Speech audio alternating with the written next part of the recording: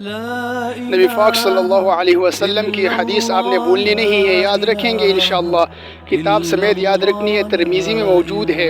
حضور صلی اللہ علیہ وسلم فرماتے ہیں، حضرت ابو ہریرہ راوی ہے، نبی صلی اللہ علیہ وسلم فرماتے ہیں، دعا سے زیادہ کوئی عزت والی اور تکریم والی چیز ہی کوئی نہیں۔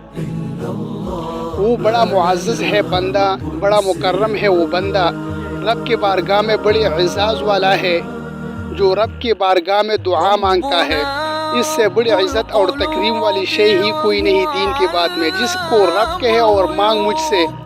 وَإِذَا سَأَلَكَ عِبَادِي عَنِّي فَإِنِّي قَرِيبٌ أُجِيبُ دَعْوَةَ الدَّاعِ إِذَا دَعَانِ، اور جب میرے بندے آپ سے میرے بارے میں پوچھے تو کہہ دینا کہ اللہ تعالیٰ قریب ہے، جب بھی دعا مانگے میں قبول فرما دوں گا۔